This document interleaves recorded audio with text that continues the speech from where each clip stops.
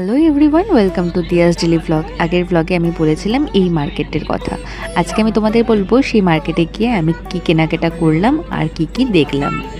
প্রথমেই আমরা চলেছি এই বড় দোকানটায়। এটা একটা শাড়ির দোকান ছিল।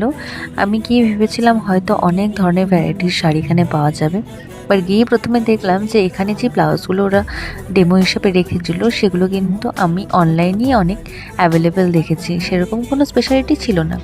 নেক্সট এই দোকানটায় এসে আমার কিছু শাড়ি পছন্দ হয়েছিল, বাট এখানকার কস্ট কিন্তু ভীষণ বেশি ছিল। সাধারণত কাঞ্জিবরম যেই দামের হয় তার থেকে অনেকটাই বেশি। এই বিশাল মার্কেটটার নাম হলো টি নগর, যেটা চেন্নাইয়ের সবচেয়ে বড় মার্কেট। আর এই দোকানটা আমার খুব পছন্দ হয়েছিল। পুরো ফার্স্ট ফ্লোর সেকেন্ড ফ্লোর মিলে কিন্তু অনেক জিনিস, শুধু স্টিলের জিনিস দিয়ে ভরা ছিল। এই দোকানটার থেকে ছোটোখাটো জিনিস নিয়ে আমরা বেরিয়ে পড়লাম। আর এই যে আন্টিটাকে দেখেছো আগের ব্লগে, এই আন্টিটা আমাকে একটা ছোট্ট ফুল গিফট করেছিল।